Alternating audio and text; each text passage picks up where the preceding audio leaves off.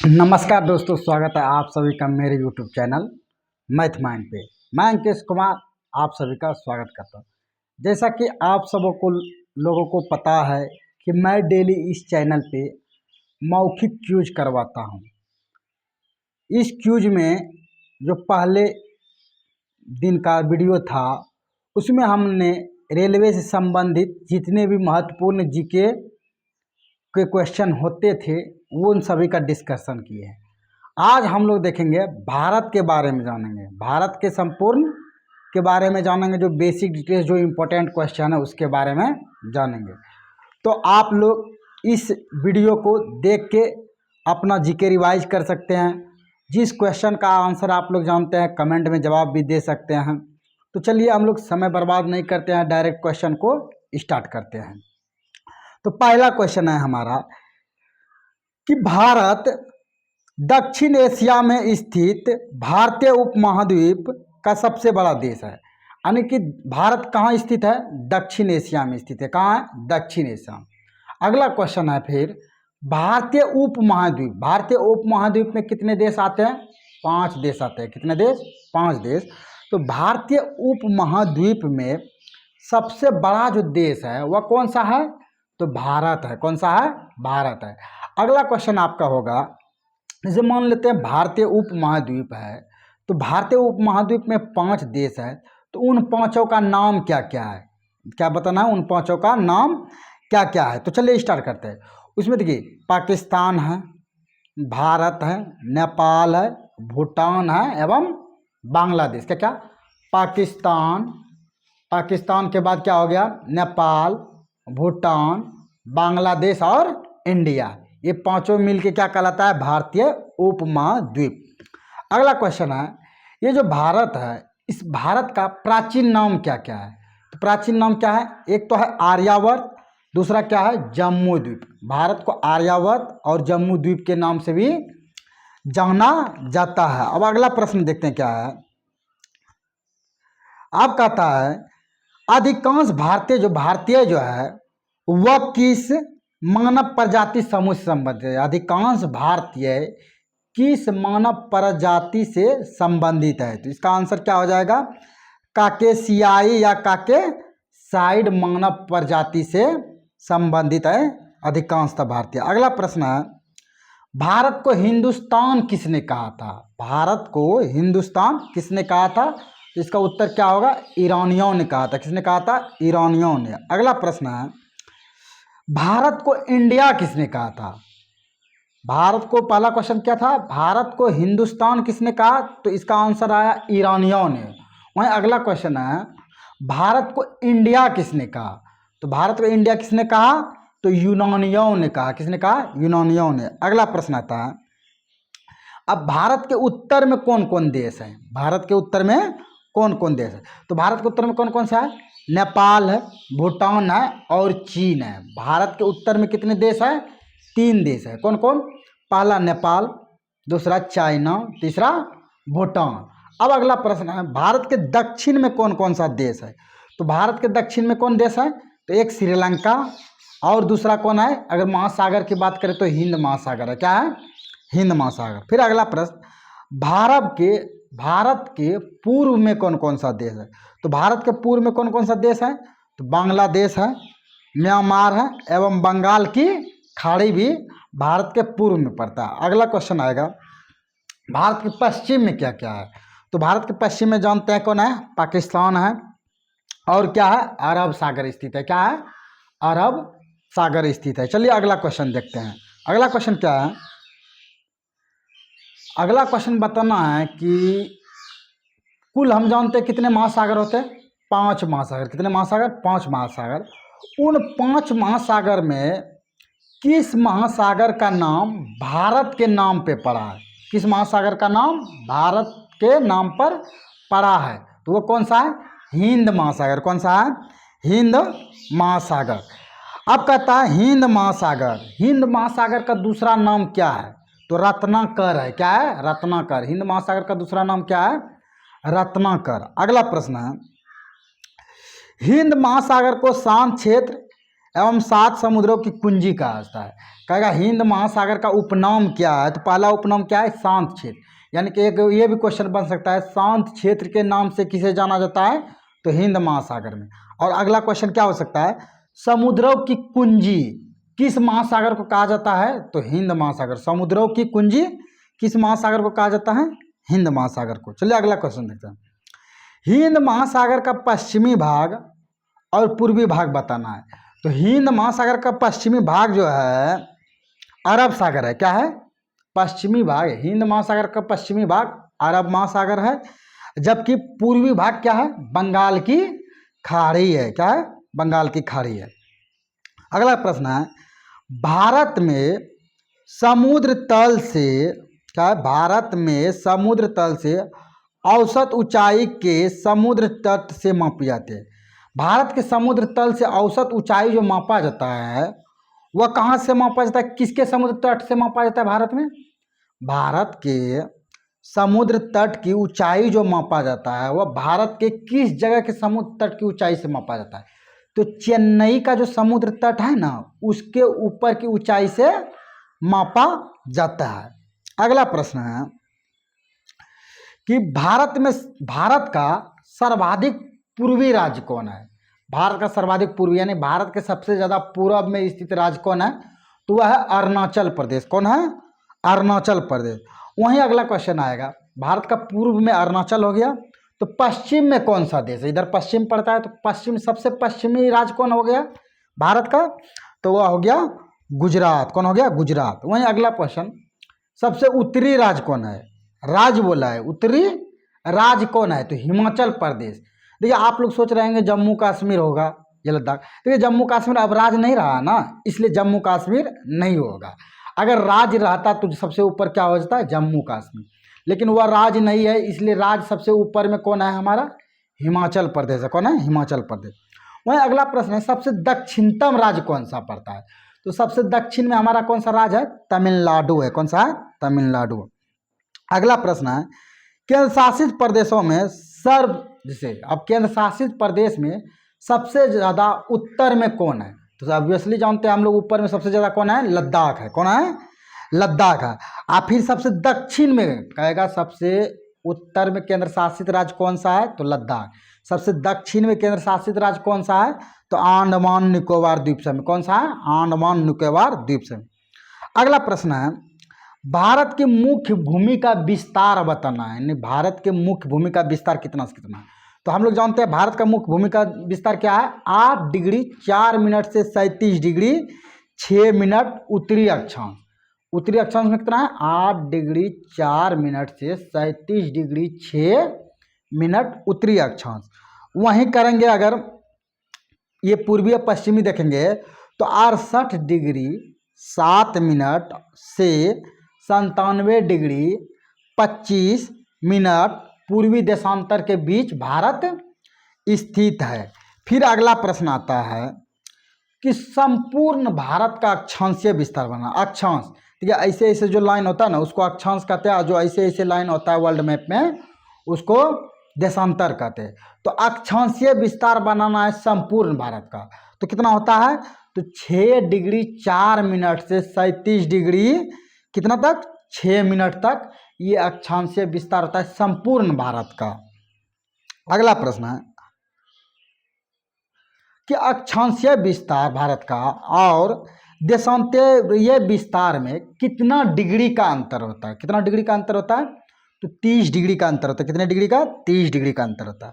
अगला प्रश्न है कि कर्क रेखा भारत से होकर गुजरती है, कर्क रेखा भारत से होकर गुजरती है, तो कर्क रेखा भारत को कितने भागों में विभाजित करती है, तो भारत को 2 भागों में विभाजित करती है।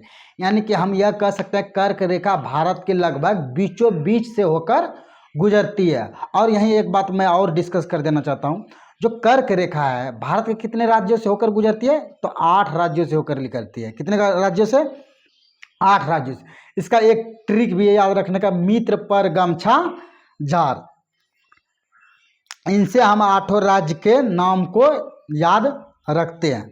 अगला प्रश्न है कि कर्क रेखा है कितने डिग्री अक्षांश रेखा को कर्क रेखा कहते हैं, तो 23.5 डिग्री उत्तरी अक्षांश रेखा को किस रेखा के नाम से जानते हैं? कर्क रेखा के। और वहीं 23.5 डिग्री दक्षिणी अक्षांश रेखा को मकर रेखा के नाम से जानते हैं। अगला प्रश्न है, वही कर्क रेखा जो गुजरती है भारत के कितने राज्यों से गुजरती है? 8 राज्यों से। कितने राज्यों से? 8 राज्यों।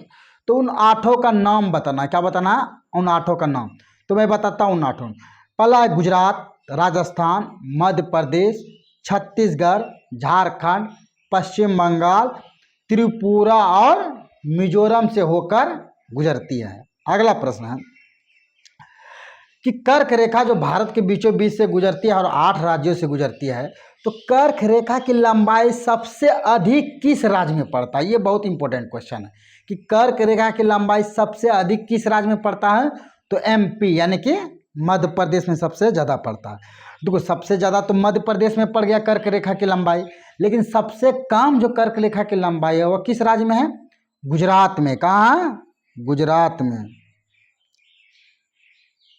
नहीं सॉरी दोस्तों, सबसे कम जो एरिया है कर्क रेखा का वह गुजरात में नहीं है, वह कहाँ है? राजस्थान से होकर गुजरती है। सबसे कम राजस्थान से होकर गुजरती है और सबसे ज़्यादा लंबी कर्क रेखा मध्य प्रदेश से होकर गुजरती है। अगला क्वेश्चन है, भारत का सबसे दक्षिणतम बिंदु जो है उसको किस नाम से जानते हैं?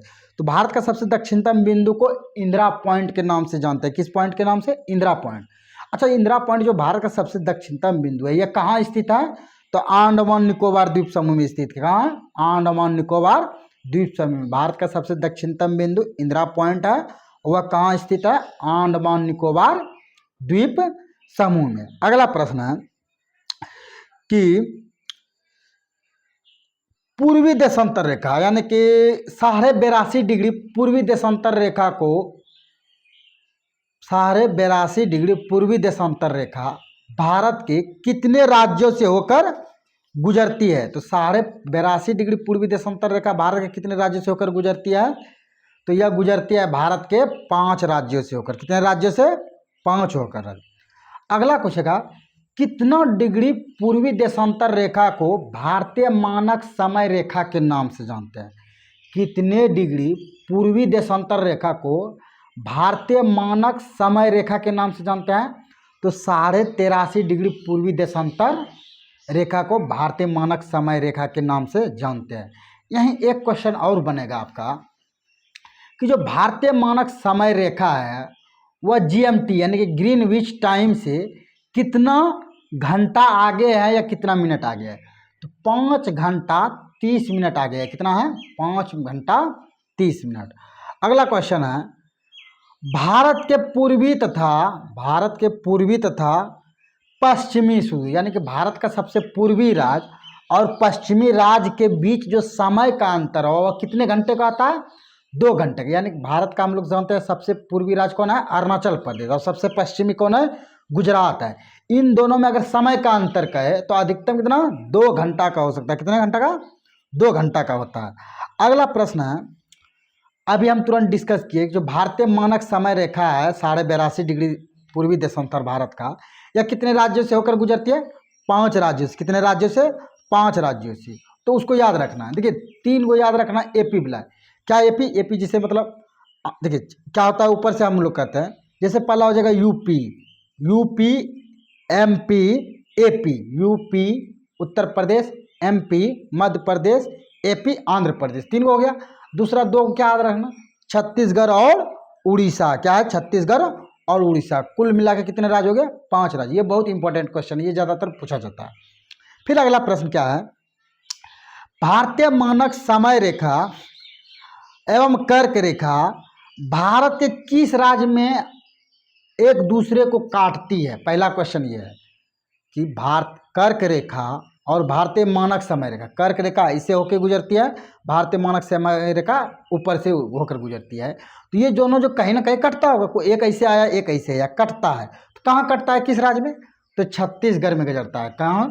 छत्तीसगढ़ में ये कटता है।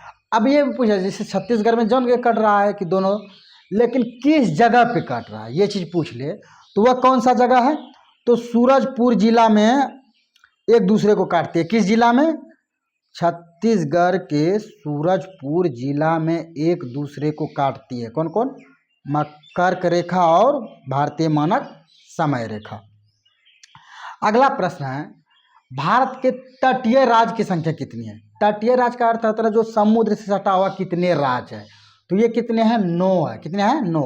यानी कि अगर भारत का वो जो तिरछा वाला भाग दीजिएगा, इसे जो बना है तीर जैसा, भी जैसा, तो ये जो पश्चिमी साइड में 5 राज्य पड़ता है। कितने? 5। और पूर्वी साइड में कितने? 4 राज्य। तो कुल मिलाकर हो गया 9। तो अब कौन कौन आता है? तो यहीं से ऊपर से स्टार्ट करना है। कौन कौन?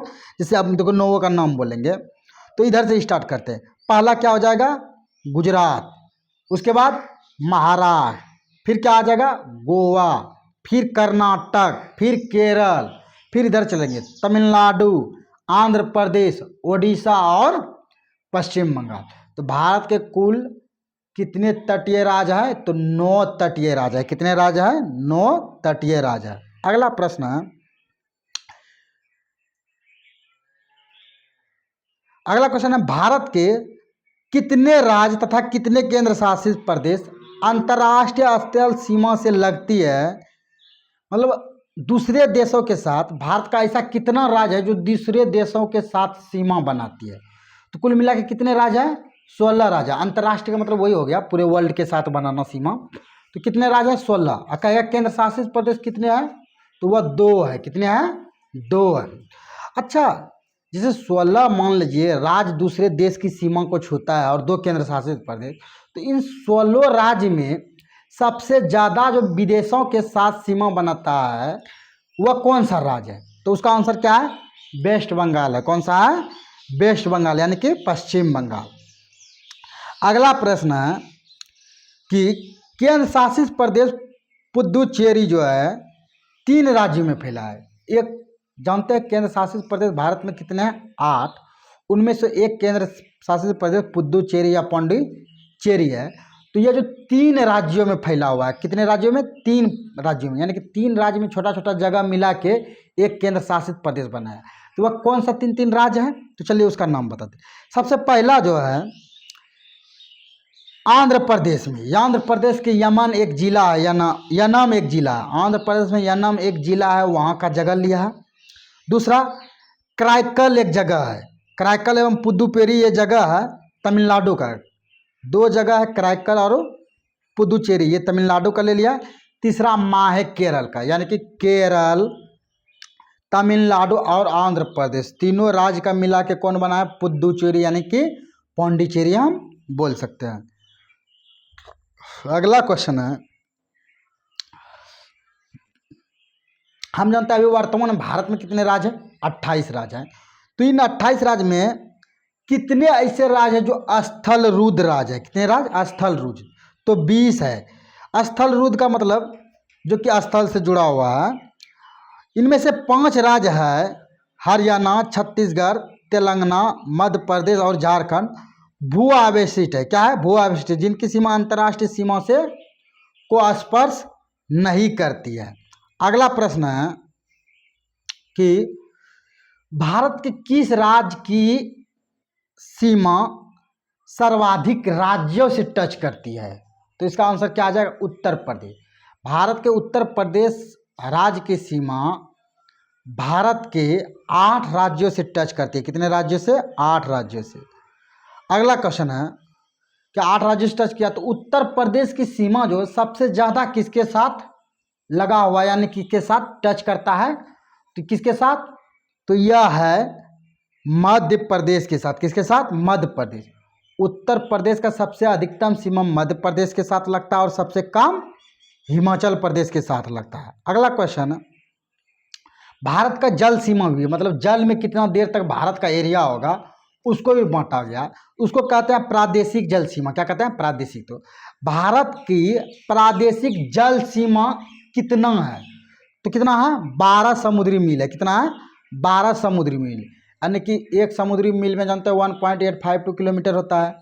तो 12 समुद्री मील है और इस पे भारत का कब्जा है। अगला क्वेश्चन है, एक समुद्री मील में कितना किलोमीटर होता है? एक समुद्री मील कह दीजिए चाहे नॉटिंगल मील कर दीजिए, अभी तुरंत हम बताएं 1.852 किलोमीटर होता है एक समुद्री मील में। और भारत का कितने समुद्री मील तक कब्जा है, तो कुल मिला के 12 समुद्री मील तक कब्जा है। अगला क्वेश्चन है कि भारत का संलग्न क्षेत्र तट से 24 समुद्री मील तक जिस पर भारत की सीमा शुल्क वसूली एवं वित्तीय अधिकारी प्राप्त है। यानी कि भारत की सीमा से जो 24 समुद्री मील तक भारत उस पर टैक्स लगा सकता है और वहाँ से कर वसूली कर सकता है, टैक्स वसूली कर सकता है। अगला प्रश्न है भारत कितने आर्थिक क्षेत्र तट तक मतलब कब्जा है, भारत का कितने समुद्री आर्थिक क्षेत्र तक कब्जा है, 200 समुद्री मील तक कब्जा है। क्यों 200, जिस पर भारत को सागरीय जीवों तथा समुद्री खनिजों के संरक्षण एवं वैज्ञानिक अनुसंधान का अधिकार प्राप्त है। यानी कि 200 नॉटिंगल मील, भारत के मुख्य एरिया से 200 नॉटिंगल मील तक भारत वहाँ पर जीवों का संरक्षण कर सकता है और अनुसंधान यानी कि कोई भी खोज उज करने का अधिकार भारत को है। अगला प्रश्न आता है भारत का सर्वोच्च पर्वत शिखर क्या है, तो वह क्या है K2। K2 का ही अन्य नाम क्या है, गॉडविन ऑस्टिन। क्या है, गॉडविन ऑस्टिन। अगला प्रश्न आएगा ये जो भारत का सर्वोच्च चोटी है K2 या गॉडविन ऑस्टिन, यह किस पर्वत श्रेणी का भाग है, किस पर्वत श्रेणी का भाग है, तो काराकोरम श्रेणी का भाग है। किसका है, काराकोरम श्रेणी। अगला क्वेश्चन यही बता, ये जो काराकोरम श्रेणी है यह कहाँ स्थित है, तो लद्दाख वाले भाग में स्थित है। कहाँ है, लद्दाख वाले भाग में स्थित है। अगला क्वेश्चन है कि भारतीय क्षेत्र का अंतिम शहर यानी कि धनुषकोडी क्या है, तो भारतीय क्षेत्र का अंतिम शहर है धनुषकोडी, जो पंबन द्वीप तमिलनाडु राज्य में है। कहाँ है, पंबन द्वीप तमिलनाडु। तो यहाँ से एक क्वेश्चन है, कोई देगा कभी कभी पंबन द्वीप किस राज्य में है, तो तमिलनाडु में। कहाँ है, तमिलनाडु में। अगला क्वेश्चन आ जाएगा धनुषकोडी कहाँ है, तो हम लोग जानते हैं कहाँ है, पंबन द्वीप पे तमिलनाडु में। धनुषकोडी कहाँ है, पंबन द्वीप में तमिलनाडु में। अब आते हैं भारत का, देखते हैं विस्तार बड़े अच्छे से। ये तो हो गया भारत का एक ओवरव्यू। अब उसमें और देखते हैं भारत का क्या क्या जानकारी है। सबसे पहला क्वेश्चन है भारत कहाँ अवस्थित है, पहला क्वेश्चन क्या आ जाएगा, भारत कहाँ, तो देखिए भारत उत्तरी गोलार्ध एवं पूर्वी देशांतर में स्थित है। भारत कहाँ है, उत्तरी गोलार्ध एवं पूर्वी देशांतर में स्थित है। दूसरा क्वेश्चन भारत की आकृति कैसी है, तो भारत की आकृति कैसी है, तो चतुष्कोणीय है। चतुष्कोणीय मतलब चार कोना, जो चौकुट्ठा बोल सकते हैं, चतुष्कोणीय है। कैसा है, चतुष्कोणीय। अगला प्रश्न आएगा भारत की राजधानी कहाँ है, नई दिल्ली है। कहाँ राजधानी, नई दिल्ली। नई दिल्ली कब राजधानी बना है, पहले कलकत्ता थी, फिर 1911 ईस्वी में घोषणा हुआ कि भारत की राजधानी अब नई दिल्ली हो गया और 1912 ईस्वी में बन गया। घोषणा हुआ 1911 ईस्वी में लेकिन बना 1912 ईस्वी में। अगला प्रश्न आएगा कि भारत का जलवायु कैसा है, भारत का जलवायु कैसा है, तो भारत का जलवायु कैसा है, मानसूनी है। कैसा है, मानसूनी है। फिर अगला प्रश्न है कि भारत में कुल कितने राज्य हैं, तो भारत में कुल कितने राज्य हैं, वर्तमान में भारत में कुल 28 राज्य है। कितने राज्य, 28 राज्य। वहीं अगला क्वेश्चन फिर आपको करेगा कि वर्तमान में भारत में कुल कितने केंद्र शासित प्रदेश है, तो कुल कितने केंद्र शासित प्रदेश है अभी वर्तमान में, 8 है। कितने हैं, 8 है। फिर अगला क्वेश्चन आएगा कि भारत का क्षेत्रफल कितना है, वर्तमान में भारत का क्षेत्रफल कितना है, तो 32,87,263 वर्ग किलोमीटर है। भारत का क्षेत्रफल कितना है, 32,87,263 वर्ग किलोमीटर। अगला क्वेश्चन हम लोग देखते हैं कि भारत का जो क्षेत्रफल है पूरे विश्व का, कुल विश्व का अगर 100% है, मान लेते हैं पूरा विश्व 100% है, उसमें तो भारत का कितना परसेंट क्षेत्रफल आता है, तो 2.42% भारत का क्षेत्रफल है। अगला क्वेश्चन आएगा कि क्षेत्रफल की दृष्टि से पूरे विश्व में भारत का स्थान कितना है, तो 7वें स्थान पे। कितना, 7वें स्थान, यानी कि 6 स्थान भारत से क्षेत्रफल में बड़ा है और 7वें स्थान पे भारत है। अच्छा है, यही क्वेश्चन आ जाएगा कि 6 जैसे बड़े हैं तो कौन कौन 6 वो बड़ा है, तो हम लोग जानते हैं पूरे विश्व में क्षेत्रफल की दृष्टि से सबसे बड़ा देश कौन है, तो रूस है। कौन है, रूस है। उसके बाद क्या है, कनाडा है। क्या है, कनाडा है। फिर क्या है, चीन है। फिर क्या है, अमेरिका है। फिर क्या है, ब्राज़ील है और ऑस्ट्रेलिया। ऑस्ट्रेलिया के बाद किसका आता है नंबर? भारत का। इसका देखिए एक ट्रिक भी याद रखते हैं, रुक क्या लगता है, रुक रूस हो गया रूस, को से कनाडा, रुक चीन अमेरिका, रुक चीन अमेरिका ब्राज़ील ऑस्ट्रेलिया, रुक चीन अमेरिका ब्राज़ील ऑस्ट्रेलिया, रो से हो गया रसिया, को से कनाडा, रुक चीन, चीन से हो गया तीसरे नंबर चीन, चौथा अमेरिका, पांचवां ब्राज़ील, छठा ऑस्ट्रेलिया, सातवां भारत। फिर अगला क्वेश्चन है कि ठीक है, पूरे विश्व में क्षेत्रफल की दृष्टि से भारत 7वें स्थान पे है। तो एशिया महाद्वीप में क्षेत्रफल की दृष्टि से भारत कितने स्थान पे है? दूसरा स्थान पे। कितने पे? दूसरा। तो पहले स्थान पे कौन है? तो हम जानते हैं चीन है पहले स्थान पे। कौन है? चीन है। अगला प्रश्न क्या आता है, भारत में सर्वाधिक कौन सी भाषा बोली जाती है? तो सर्वाधिक कौन सी भाषा बोली जाती है? हिंदी। अगला क्वेश्चन, भारत का सबसे बड़ा जनजाति कौन है? भील जनजाति। क्या है? भील। पहला सबसे बड़ा जनजाति भील है। दूसरा क्या है? दूसरा गोंड जनजाति। क्या है? दूसरा गोंड। अब भारत का अक्षांशीय विस्तार जाना। अक्षांशीय जानता है, ऐसे ऐसे जो रेखा होता है उसको अक्षांशीय रेखा कहते हैं। तो ये नीचे से ऊपर तक जो अक्षांशीय विस्तार देखना है, तो 8 डिग्री 4 मिनट से 37 डिग्री 6 मिनट उत्तरी अक्षांश है।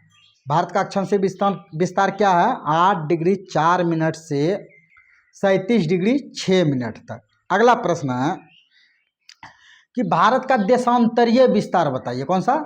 देशांतरीय विस्तार। तो भारत का देशांतरीय विस्तार क्या है? 68 डिग्री 7 मिनट। देखिए जो गुजरात में पड़ता है 68 डिग्री 7 मिनट से जो अरुणाचल प्रदेश में पड़ता है 97 डिग्री 25 मिनट पूर्वी देशांतर है। देशांतरीय विस्तार क्या है? 68 डिग्री 7 मिनट से 97 डिग्री 25 मिनट। कितना है? 97 डिग्री 25 मिनट।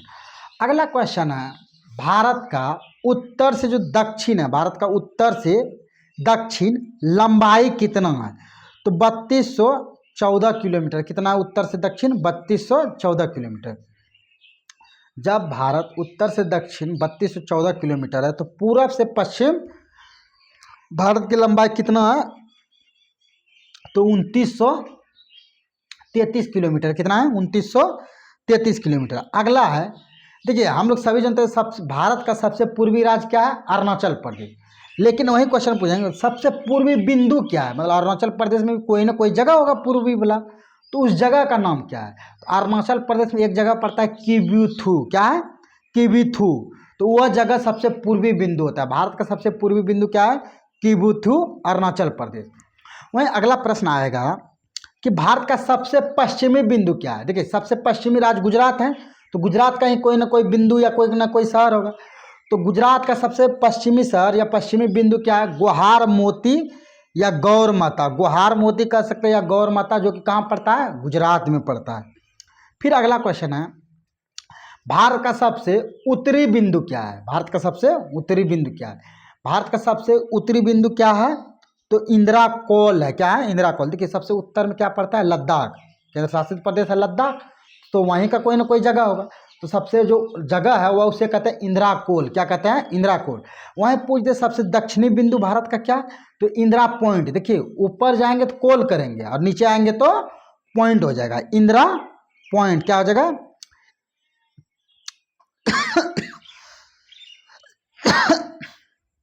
इंदिरा पॉइंट सबसे दक्षिणतम बिंदु है। वहीं अगला कुछ कह दे कि भारत के मुख्य भूमि का सबसे दक्षिणतम बिंदु क्या है? तो कन्याकुमारी या केप कॉमोरिन कह सकते हैं। यह कहाँ है? तमिलनाडु में। कहाँ है?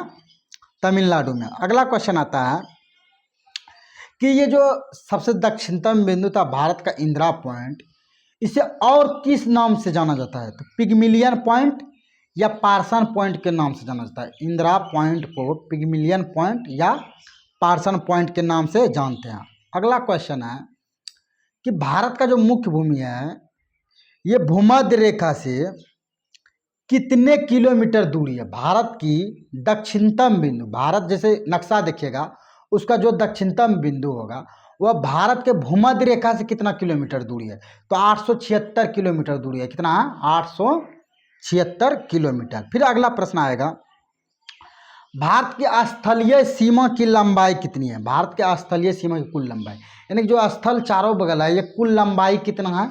तो 15,200 किलोमीटर। कितना है? 15,200 किलोमीटर। वहीं अगला क्वेश्चन आएगा, मुख्य भूमि के तट की लंबाई क्या है? भारत का जो मुख्य भूमि है, इसमें तट की लंबाई कितना है? 6100 किलोमीटर। कितना है? 61। ठीक है, तट से यहाँ समझना है कि ये पानी वाले क्षेत्र का सिर्फ बात कर रहा है। कितना है? 6175 किलो। अच्छा, द्वीप सहित जो भारत का द्वीप सहित जो तटीय है लंबाई, वह कितना है? 7516.6 किलोमीटर। कितना है? 7516.6 किलोमीटर। अगला प्रश्न है कि समुद्र तट से लगे भारतीय राज्य की कितनी संख्या है? तो हम बता चुके समुद्र तट से लगे भारतीय राज्य की संख्या कितनी है? 9 है। 5 है पश्चिमी राज्य, पर मतलब पश्चिमी घाट के 5 राज्य हैं, और 4 किसके हैं? पूर्वी घाट के। अगला प्रश्न है कि भारत का जो अभी देखिए 9 तटीय राज्य है, तो इन सब में सबसे ज़्यादा जो लंबा तट है वह किस राज्य का है? गुजरात का। सबसे लंबा तट किस राज्य का है? गुजरात का। अगला प्रश्न आएगा उसी में, सबसे लंबा अगर गुजरात का तट है तो सबसे छोटा यानी कि सबसे कम किसका तट है? तो वह किसका है? गोवा का है। किसका है? गोवा का। अगला प्रश्न आएगा कि ये तो राज्य में सबसे बड़ा तट किसका था? तो भैया गुजरात का। सबसे छोटा किसका था? गोवा का। वहीं देखेंगे केंद्र शासित प्रदेश में जो सबसे बड़ा तट वह किसका है? तो सबसे बड़ा तट कौन है? सबसे बड़ा तट, ये बड़ा नहीं देखेंगे, सबसे पहले सबसे छोटी तट रेखा यानी केंद्र शासित प्रदेश में जो सबसे छोटा तट है वह किसका है? अंडमान निकोबार का। किसका है? अंडमान निकोबार का। अगला प्रश्न देखते हैं हम लोग कि प्रायद्वीपीय भारत या भारत की दूसरी सर्वाधिक लंबी तट रेखा वाला राज्य। ठीक है, प्रायद्वीपीय भारत का अर्थ क्या समझना है? जिस जगह से भी आकार का नहीं बना है, यानी कि यहाँ गुजरात से स्टार्ट करना है और यहाँ वेस्ट बंगाल तक का क्षेत्र ले लेना है, उस जगह से जो नीचे पड़ता है उस क्षेत्र को प्रायद्वीपीय कहते हैं। प्रायद्वीपीय क्यों कहते हैं? वैसा क्षेत्र जो 3 तरह से सागर से घिरा हो उस क्षेत्र को प्रायद्वीपीय क्षेत्र कहते हैं। तो कहता है प्रायद्वीपीय भारत में सबसे ज़्यादा जो लंबा तट है वह किसका है? तो ये किसका है? आंध्र प्रदेश का है। किसका है? आंध्र प्रदेश। सर्वाधिक नगरीकृत राज्य, सर्वाधिक नगरीकृत राज्य कौन सा है भारत का? तो महाराष्ट्र में। कौन है? महाराष्ट्र में। अगला क्वेश्चन, न्यूनतम नगरीकृत राज्य भारत का कौन सा है? न्यूनतम नगरीकृत राज्य भारत का कौन सा है? तो वह है हिमाचल प्रदेश। कौन सा है? हिमाचल प्रदेश। फिर अगला प्रश्न आएगा कि सर्वाधिक वनाच्छादित राज्य, मतलब सबसे ज़्यादा वन किस राज्य में है? तो वह मध्य प्रदेश में। किस राज्य में? मध्य प्रदेश। भारत में सबसे ज़्यादा वन किस राज्य में है? मध्य प्रदेश में। अगला है कि सबसे कम वन कहाँ है? भारत के किस राज्य में सबसे कम वन है? तो हरियाणा में सबसे कम वन है। कहाँ है? हरियाणा में। फिर अगला क्वेश्चन आएगा, भारत में सबसे ज़्यादा वर्षा होता है वह कहाँ होता है? किस राज्य में होता है? अगर राज्य पूछे तो मेघालय बोलना है, और जगह पूछेगा तो मानसीराम। क्या बोलना है? मानसीराम। तो भारत में सर्वाधिक वर्षा वाला जगह मानसीराम, मेघालय। और न्यूनतम वर्षा यानी सबसे कम वर्षा कहाँ होता है? तो लेह में होता है। कहाँ होता है? लेह। और लेह कहाँ पड़ता है? लद्दाख में पड़ता है। क्या पड़ता है? लद्दाख में। अगला क्वेश्चन है, भारत का सबसे ठंडा स्थान क्या है? कौन सा है? भारत का सबसे ठंडा स्थान कौन सा है? तो कौन सा है? द्रास। ये लद्दाख में ही पड़ता है। द्रास एक जगह है जो सबसे ठंडा स्थान है। क्या है? सबसे ठंडा स्थान। अगला प्रश्न है, जो हिमालय पर्वत है, ये हिमालय से सटे भारतीय राज्य की संख्या कितनी है? मतलब हिमालय से कितने राज्य भारत का सटता है? तो कितने राज्य सटते हैं? 10 राज्य। कितने राज्य? 10 राज्य। अब ये भारत के बारे में विवरण था दोस्तों। अब इसमें यहीं तक आज हम लोग डिस्कस करेंगे। अब नेक्स्ट वीडियो में आएंगे और नेक्स्ट टॉपिक के साथ आएंगे। अगर आपको ये डिस्कशन अच्छा लगे तो आप इसे लाइक, सब्सक्राइब और शेयर भी करें, साथ ही कमेंट भी करेगा। इसके साथ साथ अगर आपको लगे कि इस डिस्कशन में कुछ सुधार करना चाहिए, कोई आपका सजेशन हो, तो आप वो भी कमेंट बॉक्स में दे सकते हैं, ताकि मैं उसको अपडेट करके अपने आप को और अच्छे से आपके सामने प्रस्तुत कर सकूं। तो धन्यवाद दोस्तों, आज के लिए इतना ही। मिलते हैं अगली वीडियो में।